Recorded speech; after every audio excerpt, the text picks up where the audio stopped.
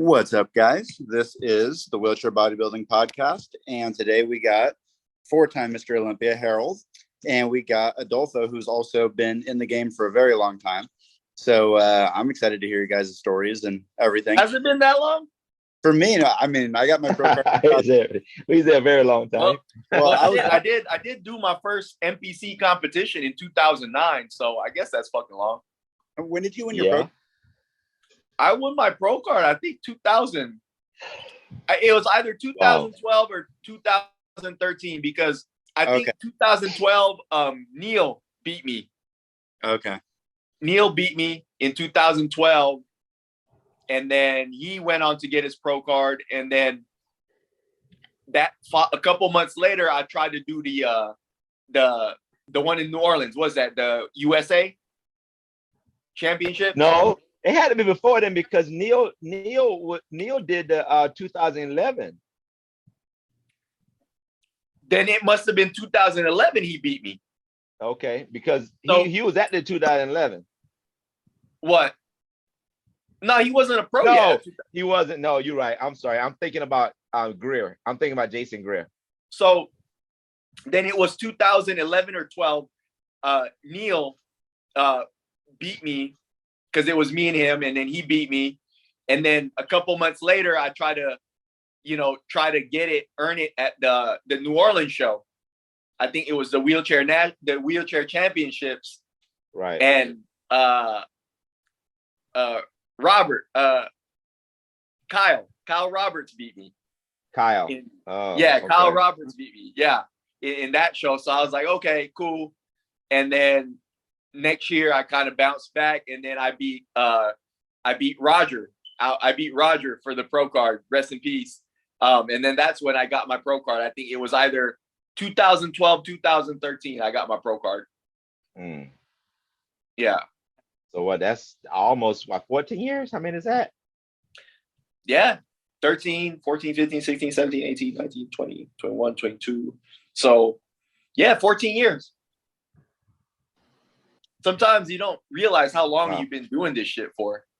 I know. Roger lost to you in 2013. He got pissed. That's when I won my pro card. Yeah. And then he blew up, and then he showed up in 2015. That was my first show. So Roger was always big. He was bigger than me when I beat him. It's just he wasn't as conditioned. And back then it was just like, I think, they didn't really, since we were amateurs, it wasn't like, I think they looked more for not necessarily, they look more of like I think they prefer more of the leader look. Oh, okay. Yeah. But then if you're Harold and you just show up, then Harold will always win. Yeah. So right. I remember I don't know what was it, but Nick Scott didn't realize that. I think Nick Scott thought that he had no competition, and then Harold just showed up and beat him, and I think he was dead. I know. So you took me to New Orleans. Huh? Was it the New Orleans show? I think so. Did I just? Yeah, it was. I'll tell you, it wasn't New Orleans. He didn't know I was coming. He didn't know nothing about it. He mentioned it to me. I responded to him. I didn't say nothing, and I trained as usual. And then I told my sons, I said, we're gonna go ahead and do this show. Let's see what it's all about. And I came down there. And he didn't even know I was coming. And he rolling through the Darren Center, like, hey, so you decided to do it, huh? It was crazy. Yeah, it was crazy. Because I think he was the last one of those cats, with Victor Konovalov, Ludovic, that era. Yeah. I mean, I know you're older, but you were part of you came around the same time I started bodybuilding. Right. Or a little after. I came right before you. Just a year before. If you did 12, I started in 11. No, I did my first NPC show in 2009. Oh, I started right in 11. My first 2010, I did New Orleans Loop, and I rolled right into it. I think we did when did we had the first IFBB Pro wheelchair? When was that? 2011, right? It was God, it had to be more because Neil became a pro before me. And I remember seeing him on that Houston Pro stage. It was 11. Either it was 10 or 11. So, sure. So he won his pro card in, I think, 11. And then a couple months later, there was that pro show. Yeah. So that's where, then. That's what happened then. That's what happened then. Because I won that 11, but I just got my pro card at the New Orleans down at Luke, either the year before or the same year. Which other qualifier was Luke? Because Luke's show was, I forgot when Luke's show was. The only qualifiers back then was the New Orleans one, Luke's show, and then the West Palm Beach CJ show. Right. And when was that 2011, the first IIBB Pro wheelchair? That was the Houston Pro, and I think that was later in 2011. Right. Like what part of the year? So Neil, the Palm Beach show was in March. So I think it was towards, I would like to say September or the summer. Yeah. So I did Luke's show. That summer, and then that pro show was later that year. I want to say it was later that year in September. Yeah. I think it was because it wasn't too far apart, because I remember they was telling me you just need to stay tight, and because all the rest of the guys, you go compete against the rest of the guys, and it was like right there back to back. Hey, question, Harold. Out of all the pro shows you did, for me, even though I didn't do it, that 2011 first Houston Pro show seemed like the best one. I think so, yeah. It was to me too. It really because everybody was there. Everybody was. It was like, I think we had 12 to 15 competitors there. Yeah, even though I didn't compete, like if I would have to pick the best wheelchair pro show, where I would have to pick that one. And I didn't even everybody compete. there. I wasn't even a pro yet. Jason Greer was there. Big Dan was there. Ludovic was there. Reggie was there. I mean, everybody who ever won something back in the day was, other than Vic. I think Vic was the only one that was not there. That even guy from Poland too was there. Yeah. Marius, from Poland, I think that's his name. Marius. Yeah, the big dude. He was big. Yeah. So it was a complete lineup from across the world. Yeah. I ought to be honest with you, bro. Neil was there too. Yeah. I did not go in that show expecting to win. What, everybody thought Jason was good? I thought Jason was gonna win. Yeah. That was my pick. Yeah. I literally win that show not expecting anyone. I just want to do good. Top 3, 4, even 5. I mean, it wasn't about placing. It was just about being around the rest of the guys that was there. And I know a lot of people say, well, yeah, you just in it because you won. No, really, I did not. I was not. My wife even tell you that he not even looking to expect. He was not looking expecting to win. I just want to be there for the rest of the guys, get to know them, talk to guys, and feel this wheelchair thing out with different people, learn more from them. Just learn how to operate. Because again, I'm still fresh. It's 2007. I had a car accident. Yeah. So this is 3 years later. 4 years later. So I'm just trying to learn from everybody else how to maneuver in this thing. And I mean, as big as he was, you know, Jason Greer was only like 5'5", like 140 something pounds. I think he was shorter than that. Really? Because I remember when he competed, when he turned pro, because in that 2009 show, that's when he turned pro. Because that was my first NPC show. That's where Colt Wynn was there too. And do you remember him?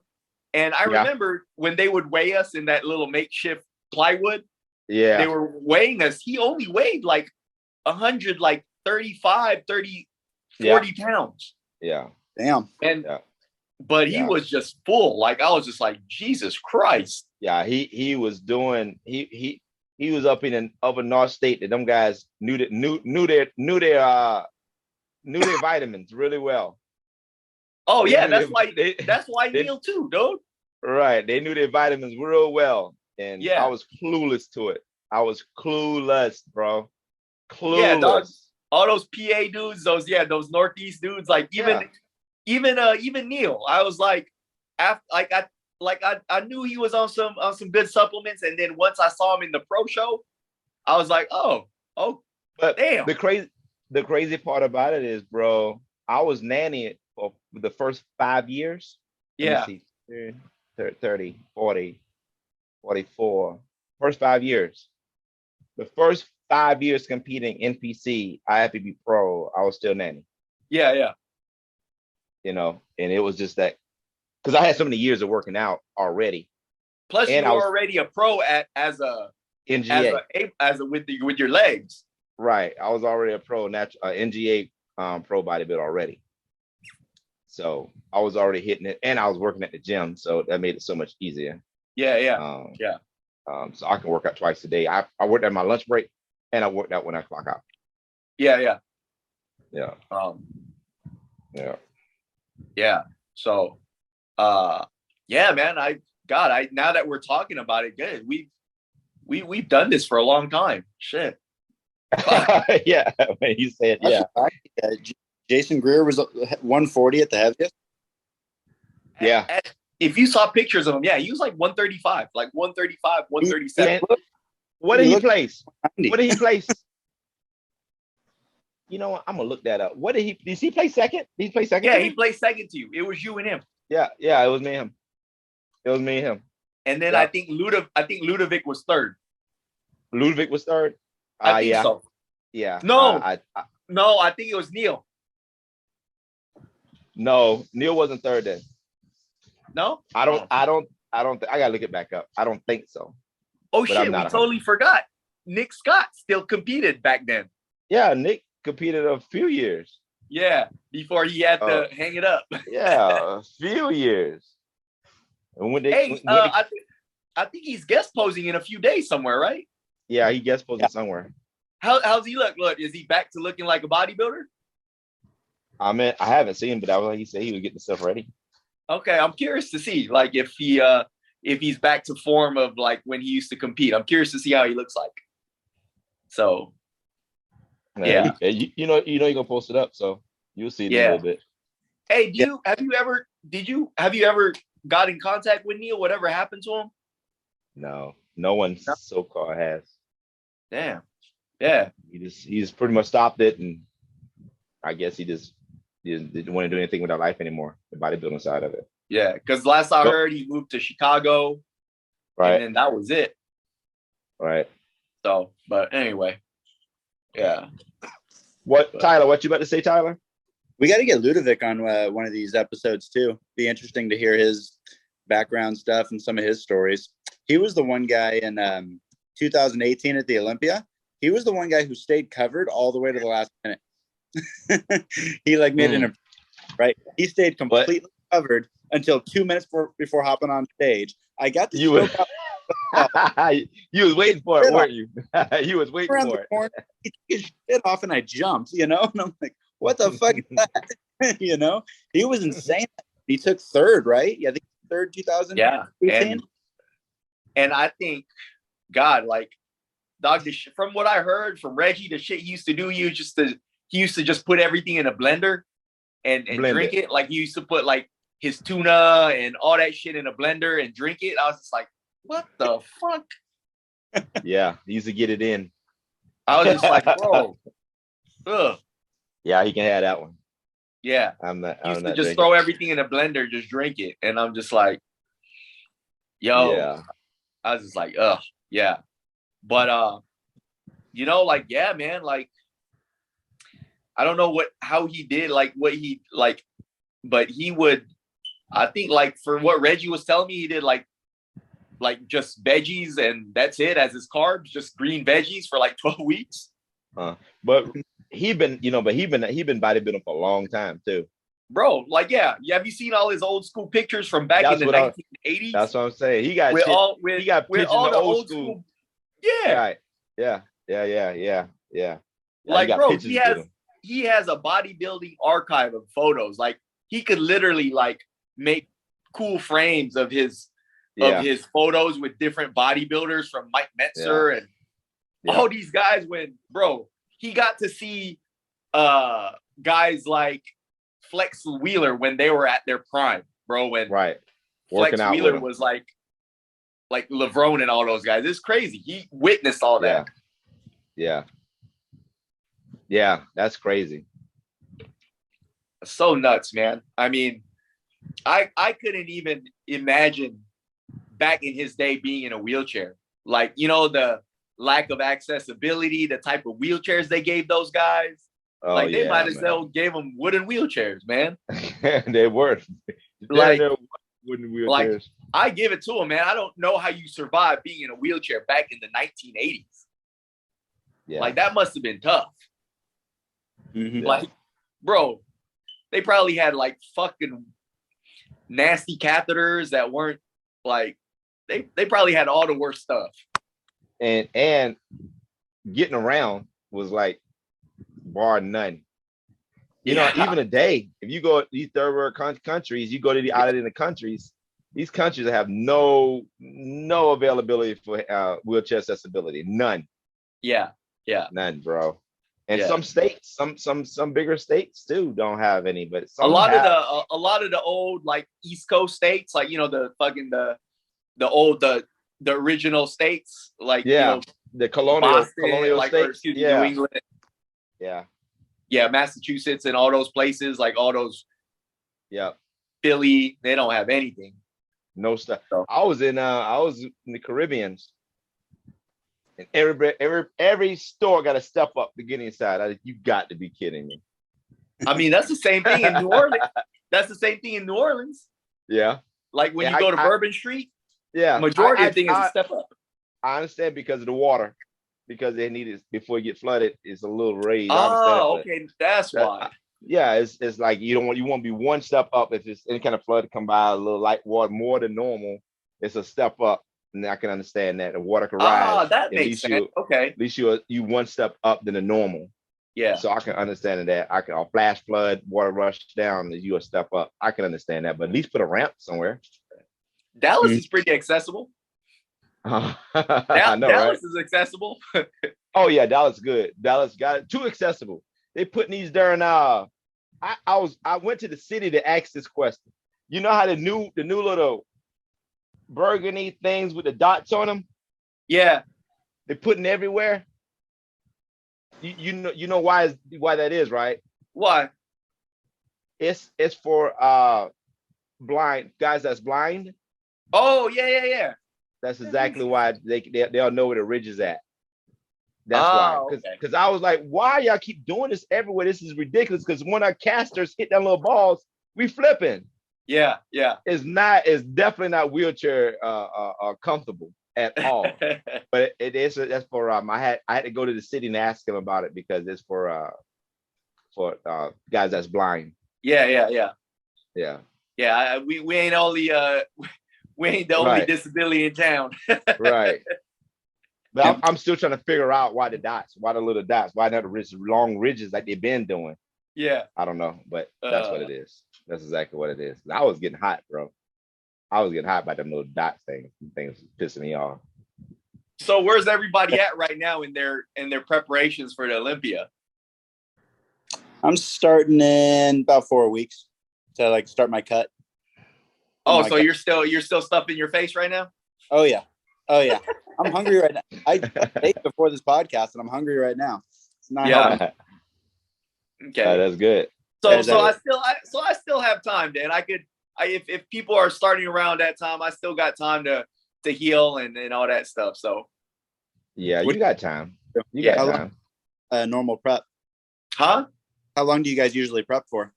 Well, Harold knows me. Like, I like to prep. Like, again, I like to prep for the prep. So, like, I like to give myself 4 weeks to prep before I start the prep. Like, because I'm weird like that. Like, and basically those first 4 weeks is just more creating structure and psychological. You have to do that. I spoke on that. Yeah, I spoke on that. And you need that. You got to wrap your mind around what you're about to do. Yeah, not necessarily a caloric deficit, maybe just maintenance, but kind of figuring out your meals, based on your schedule. Like, okay, most of the time I'm gonna have my meals here, busting out the food scale again, weighing Right. food, getting back into all that Right. again, and just getting in the habit of Right. contest prep structure. And Right. usually it takes me about 4 weeks to get ready to prep for the Right. prep. And then once I'm prepped, I'm like, cool, I'm already just on and going. So, hey, there he goes. What's up, Brad? There goes Dude, Mr. I was Dallas. so confused. I got to save your numbers and stuff. There goes Mr. Dallas. Yeah, here I am. Late. What's up, guys? What's going on, Rat? Not much. I'd had to go to the store and get some food, but it's my cheat meal night, so I got to eat my meals before my cheat meal. That we Nice. just talking about food. Yeah, that's all. I mean, isn't that all we do is eat? Yeah. Yeah. Man.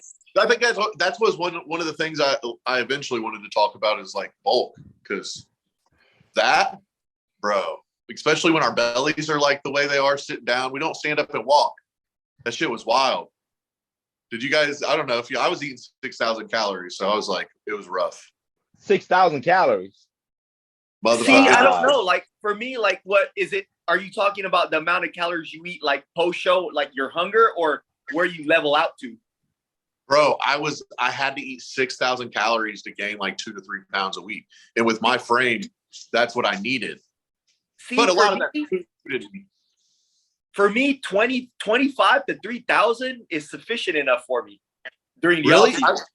I'm losing weight. I dropped six pounds off 4,200. Yeah. And I've had a little more than 4,200 because, like you said, I'm not weighing everything right now. My bowls of cereal, I'm not weighing those right now. I know it's a little over, but like things like that I'll drop later too. Like I know if I drop those calories, I'll lose weight. You know what I've noticed for me? Like during the off season, I just work out, get stronger, just stay in shape. I don't necessarily chase the scale because I know just as long as I stay in a good body composition and maintain my size, I seem to like increase my overall lean body mass, like during like every year contest prep, like while I prep, like on stage, like my stage weight last year was 175. And then I come down to about 165 after the shows. And then next year I'll start prep at that higher weight. And then next time my stage weight will be higher. And then I come back down like more on a subtle weight. I don't know. It's weird. Like you grow into shows, I feel like. And then after the show, I come back down to like regular normal size. And then I'll but when I come back down to size, it's my off-season weight is heavier than my last off-season weight. But I always seem to start off my prep at a lower weight, but then my stage weight ends up being like 5 pounds heavier. Is that how Tyler is too? I don't know. What about it? Is that how you are? Because you kind of stay leanish, I feel like. I am now, but that's what we're talking about. It for the 2020 Olympia, I got hella fat in that off season. Anyway, I got hella fat. Like I'm bloated, my cheeks and everything. And there I got up to 170, which is huge for me. You know? Yeah. You know what I think it is? Because I think you guys are still young in the like with regards to bodybuilding. So like remember that first time, I don't know if Harold, like when you were still had your legs with you, that first time you dieted and then you just blew up right after, right? Post show. Yeah. Did that ever happen to you, Harold?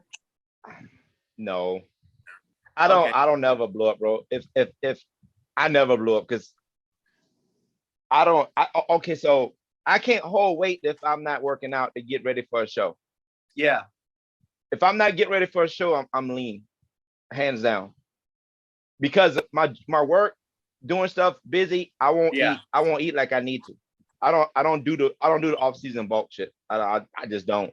Yeah. I'm too busy doing stuff, and that actually I've always been that way. The heaviest I ever got with legs was 212, and I was 6 foot. Yeah. And my percentage of body fat was like right at 11. That's the highest my percentage of body fat ever got, 11. Yeah, I saw his work when I went there. It was cool. Hey, that's why I changed my tire. I said if he can do it, I might be able to do it. For your tire? Yeah, it was 96 degrees too, and I was like, "This is nothing." I worked out with him at 106. There you go. With no body fat. Motherfuckers was coming up and asking me, "Can I help you?" And I said, "No." Like for me, like in the beginning of my bodybuilding career, after post shows, I would like blow up, and then as soon as I became more experienced, my body became more mature. Even if I tried, my body would just auto regulate itself to like come down to where it wants to be. Yeah. I don't know, maybe the past 4 or 5 or the past 7 years, you know, again, maybe I move around a lot more because of my work, of what I do. So maybe that, you know, I'm expending more energy as opposed to prior years. But that's what I've noticed with me. Like, even after shows, like I don't even like, you know, get that posts where people just go at it after. Like, I don't do that anymore. Yeah. Like I do, but it doesn't do anything.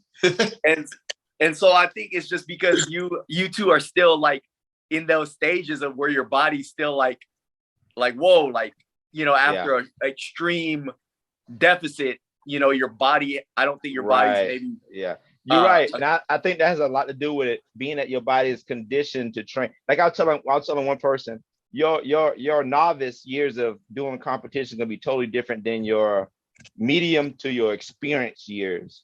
And those years, your body does its thing. It learns how it knows when it's getting ready for a prep. Right. It knows when it's getting ready for a prep. It knows when you're off season. So it regulates itself accordingly. The more it do it, then it's like, okay, we don't have to blow up. We don't have to do this. You can keep dropping sodium in. It's after the show. We can dissipate it. We don't need to hold on to it because eventually he's going to come back to normal. They don't have to. Your body actually going to learn the cycle and not blow up as much. Like he just said, it will learn the cycle and you won't blow up as much. And I've also noticed that your off-season body composition improves. Like I remember, for example, you know, my first probably 4 or 5 years of bodybuilding after, you know, post-show, after maybe 2-3 weeks, I'd be embarrassed to take off my shirt because I just looked like normal. But then as you like keep bodybuilding, like normal. You notice every off season, you're like, oh, okay, like I can take off my shirt and I still feel comfortable. Like you guys, I don't know if you guys ever noticed that. Yeah, people say, I didn't know you're in pictures you're ripped, but at the pool she was poking my belly, but I just ate 6,000 calories. You know, but we look different in pictures anyways. Let our bellies hang. We're sitting down anyways. Yeah. That's where, I finally feel like I've gotten to that you're talking about, Adolfo. Because like 2019 Olympia, I was 135 on stage. Then that next off season, I blew up to 170. Right, so that was really fat for me. And then when I got rid of all the fat, then I was 145 on stage in 2020. So and like, I'm not also gonna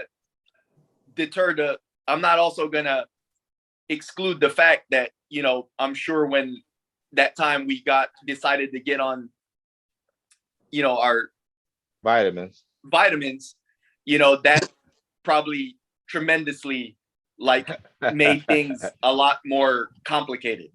Yeah. That's why you got to eat 6,000 calories. Man, I don't know. That's true. And see, again, that's why my body is not that conditioned before. Well, it was conditioned without those vitamins before. So that's why I never had a blow up season. So after getting ready for competition, like I was saying earlier, Bradley, before you got on, I did about 5 years nanny, NPC, IFBB Pro wheelchair, and my body conditioned to be not without any of that in there. So we didn't blow up off season. We stayed lean off season, get ready for a show. We gain a little more, and that's a wrap. Get ready for a show, lean up, hard up, then go back where we normally doing. Well, I am. That's the problem. I'm lean right now. And actually, my coach was like, make sure you're getting 2 cheat meals a week because you're already lean. I dropped, you know, I'm down 6 pounds already in 1 week, and we're at 4,200 calories. But he's like, you know, and it's different too. Also, here's another thing. So when I first you dropped 2 pounds, that you percentage of body fat. Percentage of body fat. A lot of that, no. 6 pounds of weight, 6 pounds in general, but a lot of that's going to be water and carbs. Water and carbs, shit, whatever. But the thing is, I've realized, when I first got in the league, I did a show. I got pneumonia and I lost a lot of weight. I remember 15 pounds right after one of our shows or whatever. And then, we had COVID shortly after. And I was like, so I didn't really, for a while, I didn't have a gym. And then pneumonia kind of set me back. So I feel now, and being 6.5 foot tall, I have to eat more. I have to move around. And if you watch Gabe, there's a reason why he has that fucking scooter. Because he knows if he burns any extra calories, I'm not shitting you. My coach literally is like, dude, do not move. He's like, stop. You need at least a whole. Is that what Gabe told you? 3 days. Why he has a scooter? No, I know calories? it, dude. There's no way. Because, unless I'm just genetically different and I know I'm tall, but I'm seriously, when it gets to a point where I'm at getting to, and I'm young, bro, soon it's going to be 5,000 calories, going into competition 6, because I'm active like Harold, but also I'm behind you guys. So I can't afford to be okay, I can't eat today. Because I know this sport's growing a lot quicker than it ever has. And I'm like, I'm not letting these little fucking youngsters catch me. That's not going to happen. So I got to fucking eat. And I'm doing it on Uber rides.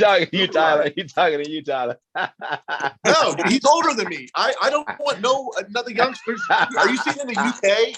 They have 12 people in the UK right now. So I'm seeing how it's growing. I'm seeing the amateurs. I'm not talking about the pros. But so I'm seeing that's all I'm worried about. These guys, but going to compete. There's all these guys getting their pro cards. They're but are they going to compete though? Or it's just going to be us. Well, no, I think they're going to do it. I think it takes people overseas. I think they have a little more balls. I'm seeing them and they look happy and you got to start somewhere. And it's also up to us to make them feel comfortable in a way. Look, you might get shit on the first time because that happens to me every time. But you look, like you said, you told me this is a losing sport. This is a fucking losing sport. Get used to it. Suck it up. You get better every time. Look at me and Tyler. We keep growing and we keep showing up. And then because we go against you guys, but little by little. Definitely growing. Definitely growing. Those amateurs that showed up to the Arnold Brazil, I think it was, they were not bad looking for amateurs. If you saw my pros. Right? Yeah. They impressed me. From what I hear too, they got some nice vitamins over there in Brazil. So is that what that is? Hey, we're going. Are we all going? Come on. Oh yeah. I'll be honest with you. I told you earlier, competing at this Olympia, I was talking to Anna because I was like, man, I'm probably gonna do a whole run for next year. All the shows for next year. Me too. Yeah, man, that'd be phenomenal. Speaking of Harold, speaking of your wife, bro, bro, she put on some size. What the fuck? Dog, I was like, whoa, where did that come from? She's in her groove now, man. She's a little more settled than before. She got the gym. She feel comfortable. She's getting tons of clients. She got rhythm. She got a rhythm pretty much. She knows she got to train at 5 clients in the morning. Then she get her workout in and she goes. So she got her rhythm going on, which is really good for her. So she's benefiting from that because now she got a little system that she's really doing what she need to do and she want to do it and she happy doing it. Yeah, but I was looking at. I was like, it caught my eye at one of her posts. I was like, holy shit. I was like, is that Photoshop? And I'm looking at 225 on the bench. I was like, dog, 225 from? Yeah, no, it's not Photoshop. It's real life. Yeah, I was just like, it's not hype if it's real. There was a phase where she didn't post much, and all of a sudden I saw a post. I was like, hold up. I was like, damn, all right, shit. I guess somebody's been fucking hitting it while undercover, man. Yeah, she definitely hitting it, bro. She definitely hits. She's at home doing her meal prep right now, doing our meal prep right now. And man, Anna's real anal when she get involved with something, dog. She's like tunnel vision with it, bro. She ain't no stopping, ain't no left, right. I can see that. We're not even going to eat out after church. She's like, don't even like doing that. I'm like, baby, okay, calm the fuck down. We're gonna go out to eat, okay. Plus what, all the kids left the nest already, right? Yeah. Well, so I think we got Luke. Luke is 16. Okay. He's back with my ex for the summer. He's supposed to be doing homeschooling again, so he'll be back in another month. Okay. He's still doing homeschooling on his laptop.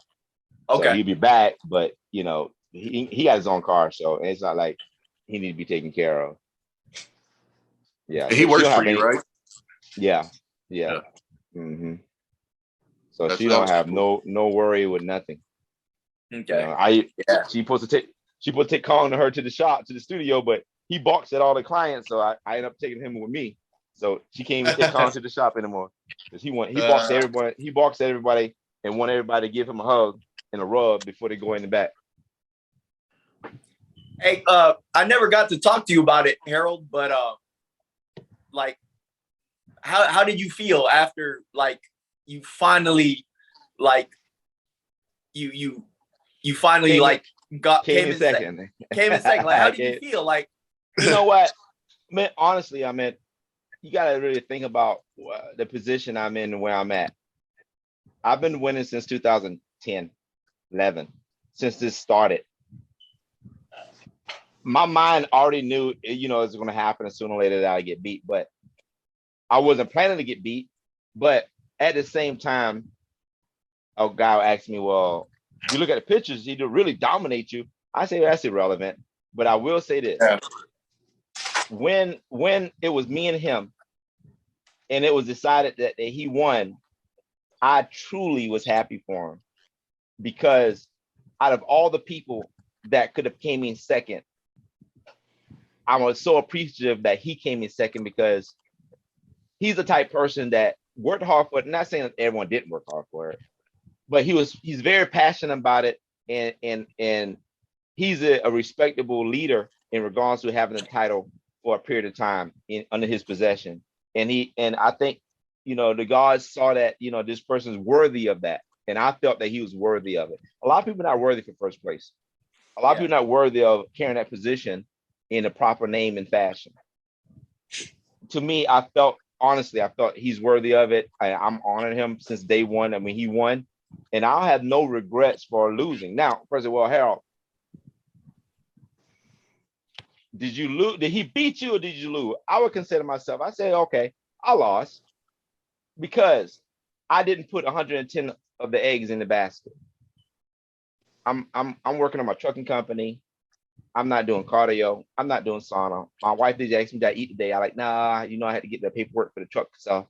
And it is having too many irons in the fire. You can't concentrate like you really need to. And to be number one, you have to put everything in that line to be number one. There's because everybody else doing the same thing. But when you won 5 or 6 Arnolds, you won 4 Olympias, it's like, how many times you continue to put everything number one, put everything else aside for that number again? Yeah. And then you lose. And then you're losing here. You see your numbers go down in your shop. You leave your income come down. Now you got a baby business that you're going to just set aside for that again. Yeah. All those things were messing with my head about, so am I going to, be tired and go do my other last minute cardio? Nah, I'm good. And so a lot of variables played a part, but he earned it. He won it, and I respect him and I honor him for winning that position. And that's pretty much, the 100%. That's the 100% answer right there. Because now again, if the prize, be honest with you, and everyone knows the prize money was sitting on $100,000. Trust me, my actions would have been totally different. Yeah. And I'm quite, y'all action would be totally different too. Of course. y'all would be looking for a sponsor. You had a sponsor, Yeah. So it's everybody demeanor would have been different. Mine would have been different too. And I know my outcome when I put my 110 in is going to be different from what I did put in there. Yeah. And so if someone's saying, well, so you feel that he didn't really win because you didn't do what you're supposed to do? No, I'm not saying that. He won. I can say a lot of shit. He won. Bottom line, Joker won. He won. And that's what I can say. Look at the result. Oh, he won. So there's no excuses why he won and why you didn't win. There's no excuses. But when we sit down, when I talk to myself and I have to lay everything out, what I didn't do, not what he did, what I didn't do. That's the stones that you learned. Yeah, that's the only thing I can count myself. What I didn't do. Now, if I say, well, I did cardio every day, I did sauna every day, I ate all my meals, I worked out twice every day like I normally do. And I'm like, I lost, bro. Yeah. He beat me. I don't think I can say that. He beat me. I had a gas to the floor. I had nitrous shooting and everything. Motherfucker just went around me. That's if you ain't turn your nitrous on, and you know you was sputting in second gear and you came out the blocks and you lost, you're like, oh, can we run that again? Of course you're gonna run it again because you're gonna make sure your lines are purged and make sure you put a new transmission in and we're gonna set it up again. But the thing about it with racing, dude, like, nah, we ain't running you again. We know your shit is fucked up. Yeah, it's almost like racing, bro. It's almost like racing. You catch a joker slipping, you slip in the line, dog. It's a wrap. Yeah. A half a second difference in the light. Don't mean that car faster than yours. He just beat you in that race. Don't mean he's car faster than yours. He beat you. Yeah, but that's racing. I race all the time. Okay. Yeah. And when he beat you, gotta give him the money. Ain't no arguing about it though. Nah, you give him the money. You gotta run it again. Yeah. We're gonna run it again in December. We got 4 weeks. 4 months, 4 weeks. But then that's really what makes it though. I mean, right? The Arnold and what happened at the Arnold, Gabriel winning, that's what makes this Olympia so much fun. Now we have a storyline and we have drama in our division, right? Yeah, and see, that's another thing someone else brought to me too. He said, "Oh, Harold, you know, if you run all seven, you probably still wouldn't win because you got to have drama there." I'm like, well, I ain't gonna say all that. I'm just saying. They're like, well, you know, you got to have drama. You can't just keep winning, bro. Sooner or later, you can't just keep winning, bro. Like it or not, you cannot keep winning. Yeah. Right. But anyway, he beat me, and I'm happy for him. I'm really thrilled for him, and I'm honored that he won because he's a good guy. He's a good guy. He deserved to win. Yeah. He deserved to win. Man, and I ain't sit back and angst out, none of that said I'm let him win or nothing. He won. You know, it just that I had to reset myself and put my mindset, say, okay, Harold, you need to do everything you need to do. Work on all cylinders. You can't go in there with 5 cylinders out. You can't go in there with 2 cylinders out, then you're gonna win. Yeah. I was just curious about that. I was just like, man, I kind of I know you was, because that's why you ain't called me for a long time. Huh? I know you was kind of, you're like, I don't know if I should ask you. You didn't call me for a long time. I forgot. I think I did call you like right away. Not right Adolfo away. Ain't called me. I called him a few weeks I later. said, Adolfo ain't called me. I know he want to ask me, but he don't know how to ask me. I mean, respect. There's respect. You know, that's a tough thing. Like, you know, like you said, I mean, the last person to beat you, Nick Scott. Remember that? Yeah. That was 2014. Yeah, Nick Scott and Gabriel. that's it. You know, and but the thing about Nick Scott, okay, the year before that, I won the show, right?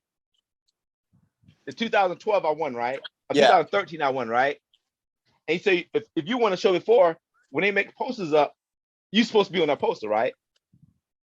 Okay, but that show, he was on the poster.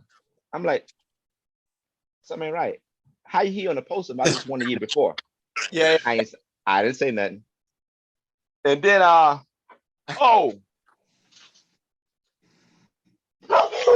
shut up. Give me 1 second. Let me finish up. Okay. Guy came to do something. So he's on the poster, and then bodybuild.com was sponsoring the show. And he was a bodybuild.com paid athlete. Yeah. Okay. So I was looking at those 2 variables. I ain't say nothing. It was good. I lost the show. Same thing I said. I lost the show. And never said anything about me and him talked about it. And so I was like, yeah, I lost. I'm good.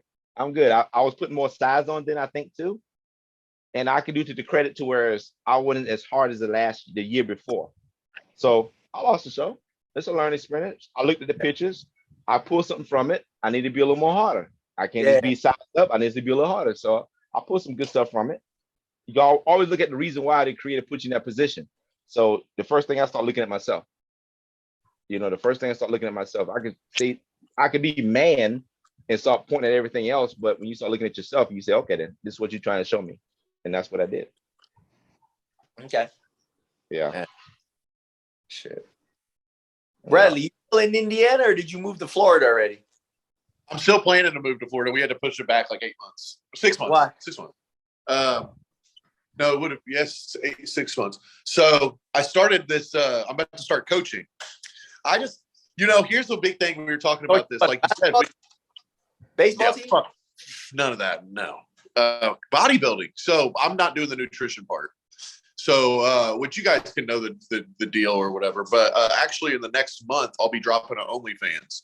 But it's going to be my adaptive workouts. And they're not workouts to show you like, hey, this is exactly how you should do this. This is how I do this.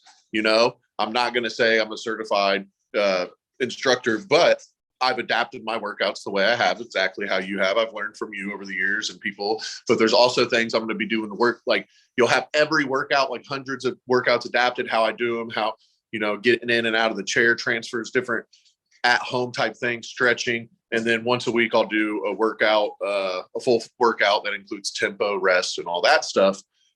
Because like you said, you can't make a lot of money in this sport right now if you don't have a sponsor. One way to get a sponsor, you have all these clients that are also using and buying their stuff.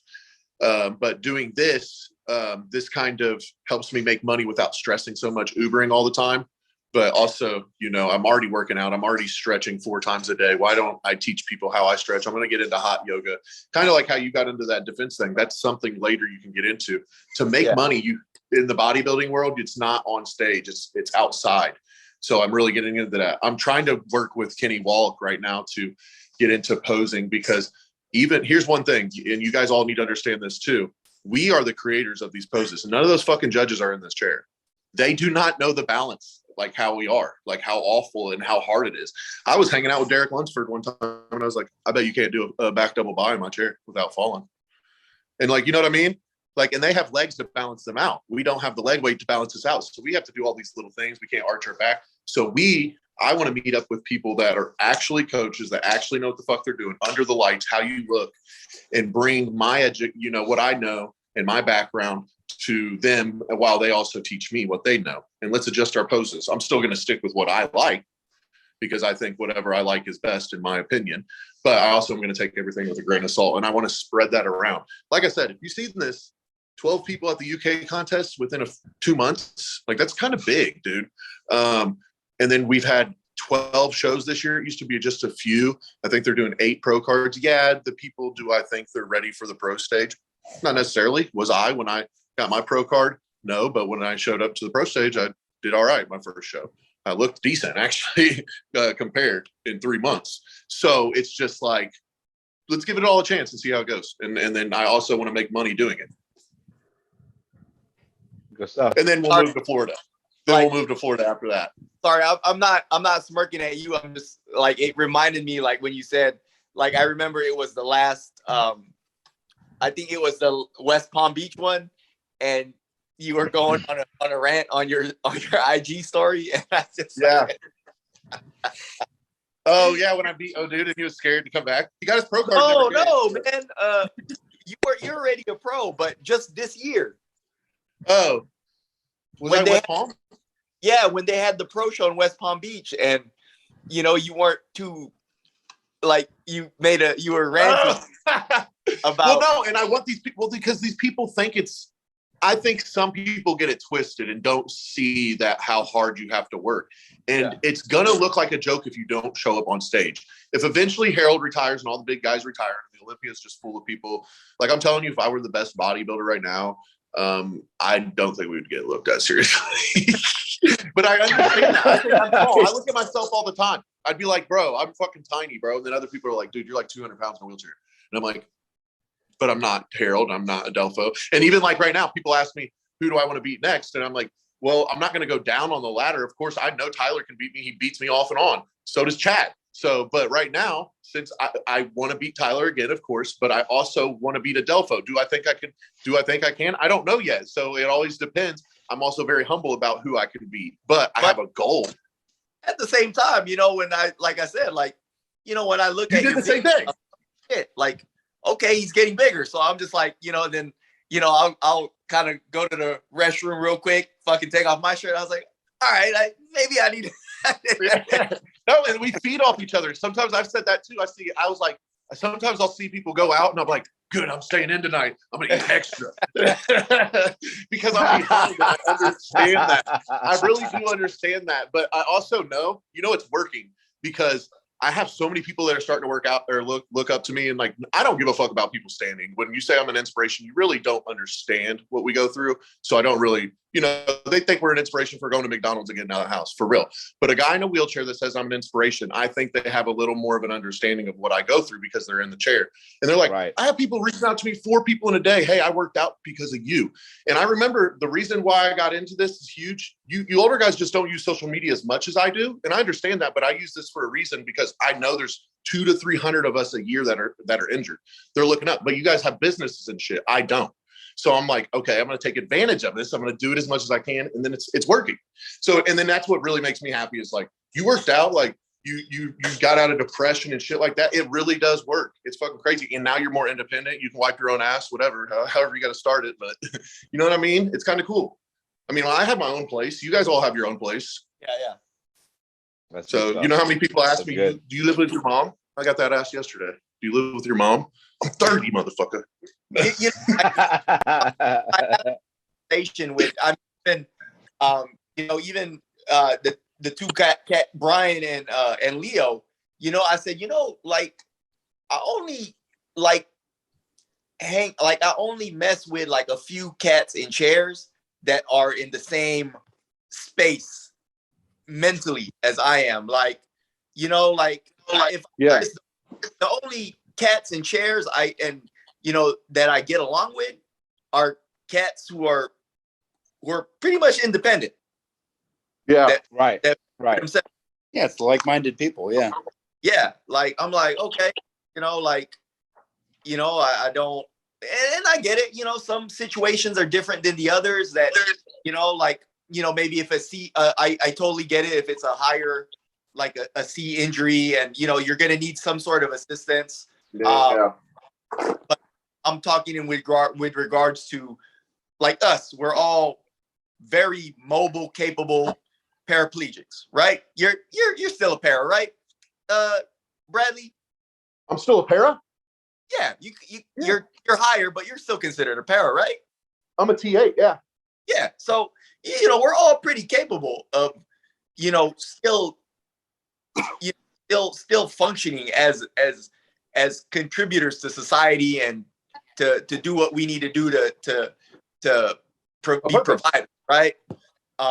It's a sense of purpose.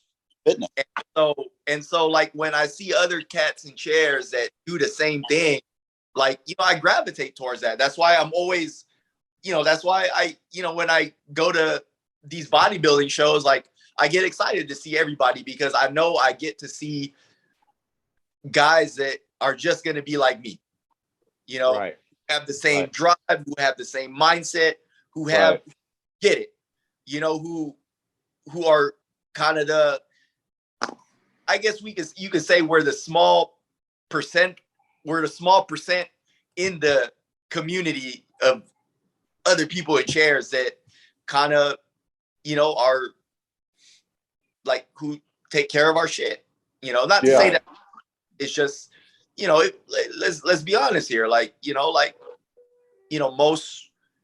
most people in our situation, like most of them don't work. Again, I don't know why, not because certain things or what. I'm not, but I'll just say I happen to be fortunate to be in the space where I landed. I don't have to depend on anybody. Right. Yep. I think we all are fortunate to be in a space that we got into, I guess, the fitness space, where we just fell at the right place to not have to be dependent on people to care for us and help us. So. I mean, I definitely understand that side of it, but I also want to add a part to it. Each one of us are individuals, and you're where you're at. Bradley's where he's at. Tyler where he's at. I'm where I'm at.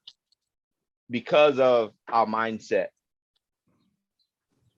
And our mindset was developed way before this hit.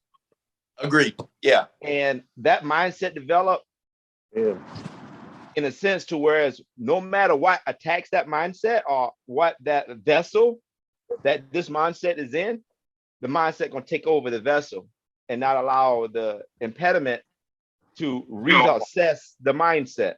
Yeah. And I think that each one of us illustrate that we have a real strong mindset. And I think that the result of having a real strong mindset, we are the results of our mindset. Yeah. That's it. That is pretty much it, bro. You're a result, your mindset. That's why you're independent. That's why you don't want to depend on nobody. We're all results of our mindset. And I think our mindset was created over a period of time, even before this incident happened. And certain people have a mindset already. If they get hit with this incident, they're gonna be just like us. Some gonna get hit and they're gonna be just like the other guys who whatever they are doing. Yeah. So I think that was generated years ago, and because you don't know what your future gonna hold. So when it does hit, your mindset is already capable to handle it in a certain way or fashion, or you're gonna handle it in a certain way or fashion, and that's how I see it. I mean, because you can't handle this with any old type mindset. You can't. A lot of guys ask me, well, Harold, I saw your pictures before your car accident. I mean, you was a pro bodybuilder dog. You was standing 6 foot, looking like a Greek god. How did you? He said, I couldn't even handle. I wouldn't know how to handle it, bro. To be knocked down, struck down, and put in a wheelchair, and then you came right back and beat that. I said, boy, it's all in the mind. Hey, it's all in the mindset in regards to how you was built. That's what I contributed to. And a lot of us have fibers in us for a while back that we don't know how it got there. We kind of, each one of us can, I guess, go back real deep and explain certain things that occurred that made you a certain way. Shut up. Yeah, we had spoke about that. We spoke about other things in our life. Yeah. So, and certain relative things. Certain guys that didn't have that to develop a certain way that we are right now, and that's why their decision to be where they're at is okay with them, whereas our decision wouldn't have been okay. We need to do this. We need to take care. It doesn't matter. It doesn't matter that we're in a wheelchair. Matter of fact, I don't even see the wheelchair. So we got to ask him. It's more of a drive. It's a drive. It's how driven you are. It's how driven you are, and how you handle obstacles. How you really handle obstacles. You can say you handle them, but do you really handle them, or do you just cover them up for a period of time? Yeah. Or do you attack them? Some people attack obstacles. Now, if you see one coming, I'm going towards it. I don't want to wait for it to hit me. It's too late. I tell my partner that all the time. I said, dog, don't wait for it. You handle. That was one of my comments, dog. Me and my partner Ron, and this is before my car accident. This is literally before my car accident, dog. 1 year. It was like, don't let it handle you. You handle it. That was all we did that year. Don't let it handle you. You handle it. And literally all year we ran that type of mindset. 1 year was like, let's get that money. No, 1 year was let's make the money. 1 year was let's get that money. Then that year it was like, don't let it handle you. You handle it.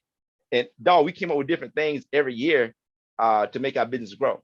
And we focus on, when we have meetings, we'll focus on that saying. We'll come up with, every year we come up with a different saying.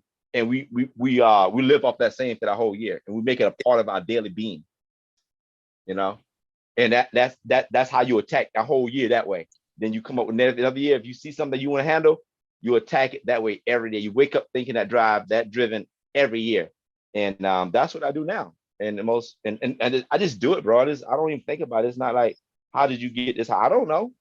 I just roll. I just gotta go. I can't sit. I gotta go.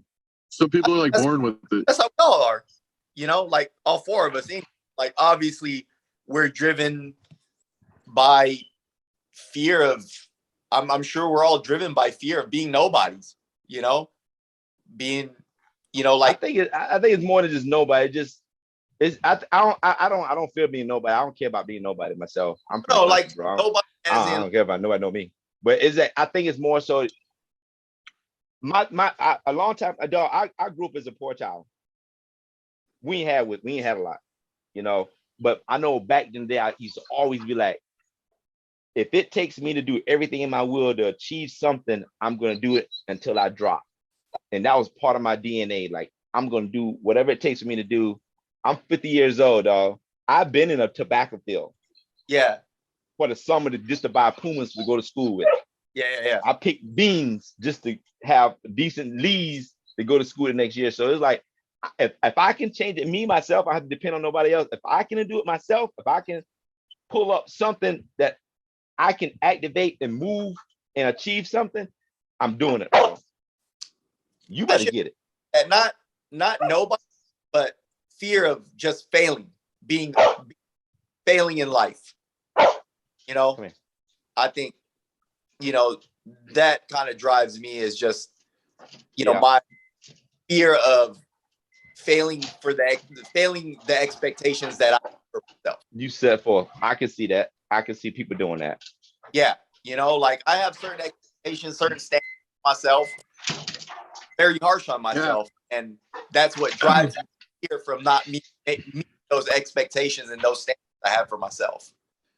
I can see that. Yeah, that was me last week when I or 2 weeks ago, I'm ending my bulk and I'm at 6,000 calories and I can't gain weight. And my coach said, I'm gonna have to pull your vitamins if you can't eat more. Or I think I was at 5,500 calories. So I added 500 more calories, maybe 700, because he said he was gonna pull my vitamins. And you know, I feel strong. Like I'm holding a lot of size, I think. So I'm very happy. I'm up still 17 pounds and pretty lean. And you know, I was like, okay, I'll eat more. And I sat there on the floor, man. I was stretching, and it was so miserable. And I have SMAS. I don't know if like any of you guys developed that, but I just pretty much have a small intestine that's compressed halfway. So I get really irritated in the stomach when I eat a lot or I don't eat at all. Yeah. And that was the worst pain I was going through for a long time. I was waking up every morning, like I had to smoke a whole bunch, like to make my stomach feel better. All day, like every day it was hurting. And then like it got to the point where I was on the ground and I didn't know if I could eat anymore. Like I was like, I thought I was going to have to give up on bodybuilding. I was like, is this what these motherfuckers do? I can't do this. I can't fucking do it. I finally farted. It was a fucking fart from a stretch. And I was like, okay, I feel a little bit better. And I went to work and I conquered the day. But it really was. I think it even brought a tear to my eye that I was like, I did not come 7 years to get this fucking big to give up. Fuck this. And I finished it. I gained, I think like 4 more pounds or 5 more pounds over the next 2 weeks. I was like, yes. Like, and then that's when you know you're a fucking G. You just really fucking did it. Like you really just pushed through so much. And that's when it feels good. So I know at least I have that. And then if I show up, you know, lean, then I accomplished my goals for the year. That's good. And I didn't want to fail, like you said. I was going to cry about it. With me, I mean, I was born with spina bifida, right? So I'm birth defect. You 3 were in an accident. So yours had molded into you. Like it had to start from, it had to be molded. Well, it's different. But did you ever know you were different? Like that you had something like different going on? What? Or did you? I wonder. So obviously, me, I always say I am different. Just don't treat me different. My legs, they're different. So did you ever feel different at any point, or were you just like, I'm normal? Like, or were you kind of like, hey, like, was there a point in your life where you're like, this is like going to school maybe or something? Well, not really. I mean, I guess where my brain, this conversation we had is, I was birth defect. So life for me, I never had anything taken away from me. You 3 had something taken away from you. You all remember, right? So that's a different dynamic than what I've had to do. Right. I can see that. And I've always been around really positive people. My parents and everyone's been really positive. My mom always like made me. She didn't like. How do I phrase it? Like when I was a kid, I'd be going around in my walker, right? And I'd be like 5 years old. And I'd be playing with my toy in the middle of the store. My mom would take my toy and throw it down the aisle and say, "Go get it." You know? So like she would make me exercise and like whatever you have, we're gonna make sure it's active on you. You know? That's yeah. So like I grew up with really like positive, you know, influences with my mom and my friends. Everybody around me was very motivated individuals, I guess. So then that had an impact on me. And then, so when it came to getting involved in wrestling, that was the first thing I ever did was middle school wrestling. I was like, why can't I do it? You know, I'll figure it out, you know? So I've always had a mindset like that. And I think it's because of how I grew up. So anyways. I can see that. You guys all had something taken away from you. Do you think you had that driven, positive mindset before your accident, or did you develop it at necessity after your accident? You know, I think I've always had it. And that was due to just the way I grew up, my upbringing, from the environment that I grew up in that gave me those traits. So when it did happen, I was prepared for it. Yeah, you were prepared for it. I was mentally tough to take it on because of the experiences I've had with regards to, with how I developed as a young person. So when I did get paralyzed, it just clicked like, okay, this is what I'm supposed to do. Like, I'm not going to be a baby about it. This is the path that was dealt. So I have to go through this path, whether I like it or not. This is the path I have to go through. So might as well do good. And that's how I thought. It's true. That's how I thought about it. Like, when it happened, I was like, just like anybody else, I'm pissy, I'm sad, I'm depressed, whatever. But at the end of the day, I knew in my mind, this wasn't gonna change. This was it right here. This is the path that you are going to go through now. This is your life. It's not that, it's not this. This is it, whether you like it or not. So you're gonna go through it. So you might as well do the best you can and the path that you have to take. And when I out of that click, it made it easy. It made the recovery process easy. It just made everything easier to cope with, and to eventually, from coping to just, again, like normal. I mean, I've been just like everybody here, like, like just like Harold and Brad, like, it's a long time where we've just gotten accustomed to the norms of our physical, like, scenario, where it's, again, it's normal. Like, yeah, I know I'm in a chair. I'm not embarrassed about it. So would it be fair to say all three of you went through your action, but all three of your mindsets always been? Now you really went through hard. Yeah. I'm the same way. That's what gets me. I'm like, I used to walk to baseball practice growing up. I remember walking 9 miles home from like high school sports. And then growing up mowing lawns, just to buy school clothes, because otherwise I was wearing hand-me-downs from my brother that was half a foot shorter. So little things like that folded me. And now I'm just like, I love sports and I love like competing. So, and then when I saw all of you, and I was like, there's more of us or more of me out there. And I wanted to meet you guys. And it's kind of cool. Like, even now, like when I see people, like, I don't know, when I see people that are strong, I try to get them into the sport. Or like you said, like, I like-minded people in wheelchairs. Like, I can't wait to meet Tori, the guy from Canada. He seems so like cool and chill. But, I also get people in wheelchairs that reach out to me that are like, hey, we should hang out because we're both in wheelchairs. Well, what do you it's not necessarily what do you do for a living, but just because you're in a wheelchair doesn't mean I like you. You got to be driven, and we got to have things in common too. Right. That's maybe why this division is so strong and cool. And that's why, I like the IFBB. It's like kind of cool that we all met. And like I said, I was watching you guys before I ever got my pro card. Yeah. Mm-hmm. Mm. So, I mean, you guys kind of give me a drive as well. You know what I mean? I didn't know who Tyler was, because actually Tyler got his pro card the year before me, so he was new. Yeah. But I knew who Adelpho was, and I looked up at Harold right after I started looking at Nick Scott, because that's kind of how I figured out workouts. And then Adelpho started posting shit a lot. And then, but you guys both got your businesses going. I think, it's just, I think I got in that phase too. I think, I don't know, age. Because, when I was in my, what are you now, Bradley? 31 next week. Okay. So I'm a vet. I remember when I was, and Instagram first came about, and, everybody was just like, oh man, this is so cool.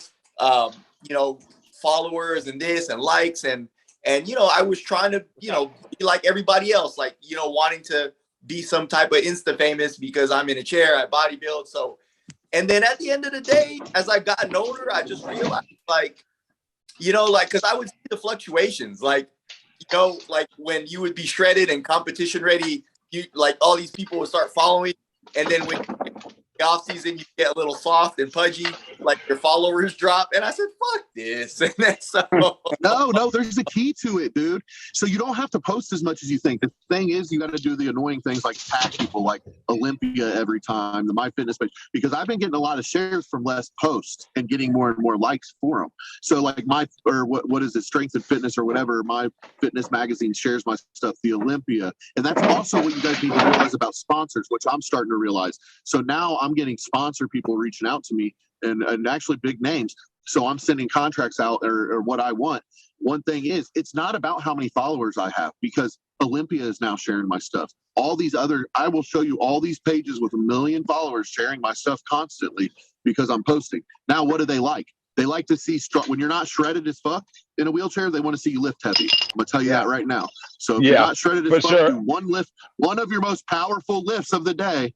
Do it. Just do it different each time, and then throw that on there. And then when you're fucking shredded as fuck, show them your pose routine, and you're really good at that shit, bro. So Adelpha, I would be all on that. Bitches be all on my lap. Just did not one with, but for real, that's your strength, bro. People like I see that, and I'm always like, damn, like he's really good. And Harold, when people see me lift heavy, I'm like, bro, Harold lifts heavy. If you see Tori, he lifts heavy. I just saw fucking Tyler do 4 plates by 2, and I was like, fuck. Oh yeah. But that's what they like. But you also have to throw in little shit like transfer from your chair there, so they know you're in a fucking wheelchair. They're like, why did you got small legs? Well, did you see the transfer, you dumb shit? And then be prepared that most of the people are gonna really hate on you because they want to be you. Yeah, leg day. Oh, he skipped leg day. Or the upper you. They want to be your upper body. Yeah. And I was going to comment to one guy. He's like, oh, you never do leg day. I was literally going to comment, but I didn't even say that. I would respect it if it wasn't that. Like, if you came with another unique joke about, our paralysis leg day, I laugh. But make it funny, unique. Leg day jokes is like, I say next. Up. It's like, Did you not see my name on TikTok as Mr. Leg Day? Yeah. Like, that's what I switched it to. I said, fuck it. All right. And they still use the same joke. I was gonna respond. Yeah, I was gonna respond. They're like, oh, you missed leg day. I was like, oh, you did too. Exactly, dude. Like, they really you missed it too. You know how it is. Oh, skinny jeans is a thing for a reason, bro. I'm like, welcome to the team.